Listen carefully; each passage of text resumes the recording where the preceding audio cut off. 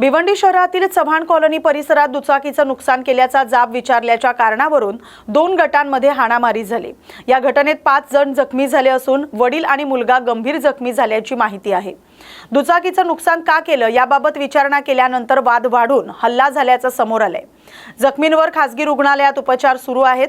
घटनेनंतर काही काळ परिसरात तणावाचं वातावरण निर्माण झालं होतं। माहिती मिळताच पोलिसांनी घटनास्थळी धाव घेऊन परिस्थिती नियंत्रणात आणली। पुढील तपास सुरू आहे। लाइट उठ सब फोड़ दिए, बाइक उठ तोड़ दिए। क्यों ऐसा कर रहे हैं? मेरे भर के दो मेरी गाड़ी। तो उसको बोले क्यों नहीं देंगे, तो ये गाड़ी को दूसरे देवर के बच्चे को बुलाए, उसको भी बच्चे को भी मारे उन लोग ने, लिड़ा के बहुत वो बच्चे को भी मारे। फिर बड़े भाई को फोन करा, भैया देख मेरे को जबरदस्ती इन लोग मार रहे। तो मैं इन लोग इसके अब्बा इन लोग सब गए। क्यों मारे बच्चे? तो पीछे से पत्थर डंडे सलाई उलाई जो जमाव लेके सब मेरे घर वाले लोग के बच्चे लोग को, देवर लोग के बच्चे लोग को सबको मारे इन लोगों ने। और मेरे दूसरे बच्चे के ना पूरा सीने पे डाल दिए, मेरे आदमी का सर फोड़ दिए, पूरा हाथ तोड़ दिए पूरा। हाँ, पत्थर वाले बच्चे के पूरे सीने पे डाले, उसको खून की उल्टी चालू हो गई, सांस नहीं पर एकदम सीरियस और आग पूरी ऊपर कर रहा था। और मेरे आदमी का पूरा टाके लग गए, पूरा हाथ टूट गया एकदम सीरियस। वो अभी काम पे बैठे, वो आदमी जाते भी नहीं किधर भी, जबर बेफुजूल मारे उन लोग। हमारे को इंसाफ चाहिए। और HDFC बँकेचे व्यवस्थापकीय संचालक आणि CEO शशिधर जगदीशन यांच्यावरील लाचखोरी प्रकरणात मोठी घडामोड घडली। मुंबई उच्च न्यायालयाने दिलेल्या दिलासादायक निर्णयाला सर्वोच्च न्यायालयात आव्हान देण्यात आले। सर्वोच्च न्यायालयाने सध्या हस्तक्षेप करण्यास नकार देत संबंधित प्रतिवाद्यांना नोटीस बजावली। या प्रकरणात लीलावती ट्रस्टशी संबंधित कथित आर्थिक व्यवहारांच्या आरोपावरून तक्रार दाखल करण्यात आली होती। मात्र उच्च न्यायालयाने हा गुन्हा रद्द करत तो वसुली प्रक्रियेतील प्रत्युत्तर असल्याचं निरीक्षण नोंदवलं होतं। सर्वोच्च न्यायालयाने मात्र विशिष्ट आरोपांबाबत मर्यादित चौकशीची आवश्यकता असल्याचे संकेत देत पुढील सुनावणीसाठी प्रकरण तहकूब केले। म्हाडाच्या मुंबई इमारत दुरुस्ती आणि पुनर्रचना मंडळाने दक्षिण मुंबईतील उपकर प्राप्त इमारतींचं सर्वेक्षण पुन्हा पूर्ण करून अति धोकादायक इमारतींची यादी जाहीर केली। या यादीत एकूण 82 इमारती अति धोकादायक घोषित करण्यात आल्यात। त्यापैकी 43 इमारती मागील वर्षीच्या यादीतील आहेत। या इमारतींमधील सुमारे 2102 रहिवाशांचं तात्पुरतं स्थलांतर करून रिकाम्या इमारती करण्यात आल्याचं आव्हान मंडळासमोर आहे। एकूण 2736 रहिवाशांपैकी काहींना संक्रमण शिबिरात हलवण्यात आले, काहींनी स्वतःची पर्यायी व्यवस्था केली। मंडळाकडे मर्यादित संक्रमण शिबिर गाळे उपलब्ध असल्याने उर्वरित रहिवाशांना घर भाडं देण्याची योजना आखण्यात आली। पावसाळ्यात दुर्घटना टाळण्यासाठी ही प्रक्रिया तातडीने राबवली जाते। माजी मंत्री बाबा सिद्दीकी हत्या प्रकरणातील आरोपी अमोल गायकवाड याचा जामीन विशेष सत्र न्यायालयाने फेटाळलाय। हल्लेखोरांना आश्रय देण्यात त्यांची भूमिका पुराव्यावरून स्पष्ट दिसते, असं निरीक्षण न्यायालयाने नोंदवलंय। या प्रकरणात 12 ऑक्टोबर 2024 रोजी वांद्रे पूर्व इथं गोळीबार करून हत्या करण्यात आली होती। तपासानुसार गायकवाड यांची भूमिका कटात महत्त्वाची असल्याचं न्यायालयाने नमूद केलंय। आरोपीने स्वतःला खोट्या आरोपांखाली गोवण्यात आल्याचा आरोप केला होता, मात्र पोलीस आणि कुटुंबियांच्या विरोधानंतर न्यायालयाने त्याचा जामीन अर्ज नामंजूर केला। उत्तर कोकणात मान्सूनपूर्व घडामोडींना वेग येण्याची शक्यता असून मुंबई, ठाणे आणि पालघर परिसरातील उकाड्यापासून नागरिकांना काहीसा दिलासा मिळण्याची शक्यता आहे। हवामान विभागाने सोमवारी पालघर आणि ठाणे जिल्ह्यात वादळी पावसाचा अंदाज वर्तवलाय, येलो अलर्ट जारी केलाय। या काळात मेघगर्जनेसह विजांचा कडकडाट आणि ताशी 30 ते 40 किलोमीटर वेगाने वारे वाहण्याची शक्यता आहे। मागील काही दिवसांपासून या भागात उष्णतेची लाटसदृश्य स्थिती आणि दमट हवामानामुळे नागरिक त्रस्त होते। हवामान विभागानुसार सध्या तापमान सरासरीपेक्षा अधिक नोंदवलं जाते। रविवारपासून हवामानात बदल होऊन पावसाच्या सरी बरसण्याचा अंदाज व्यक्त करण्यात येतोय।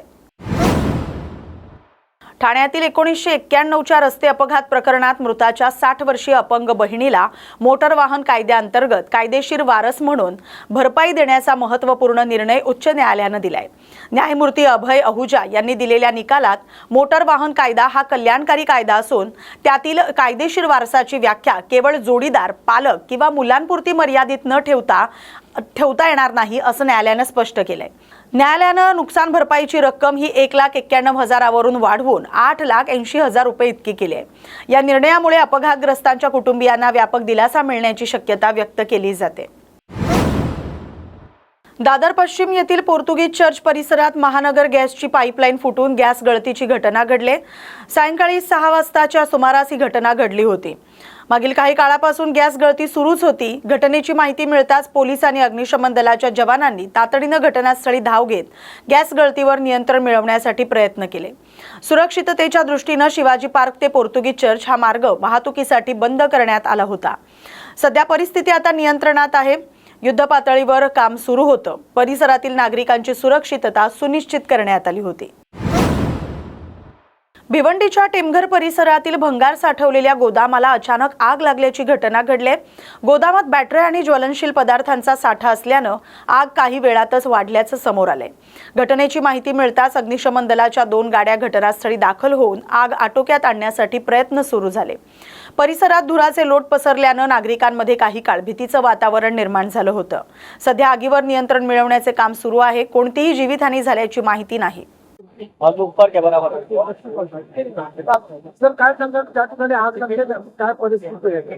टेमघर गावातील जलशुद्धीकरण केंद्राच्या गेट समोर बाहेरील बाजूस भंगारचं गोडाऊन आहे। त्यामध्ये लाकडी फ्रेम, पुठ्ठे आणि प्लास्टिकचे ड्रम अशा प्रकारचं भंगार साहित्य ठेवलेलं आहे। सायंकाळी 6 वाजताच्या सुमारास अचानक या भंगारच्या गोडाऊनला आग लागली होती।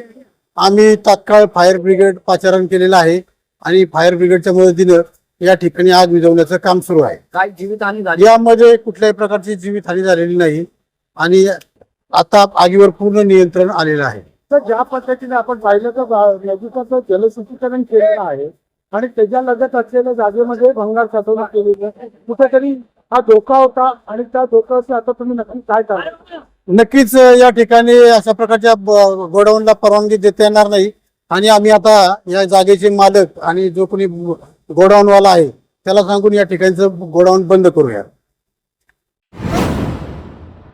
ऐरोली परिसरात चालत्या स्कूटीवरून एका महिलेशी विनयभंग करणाऱ्या विकृत इसमाला रबाळे पोलिसांनी अटक केली।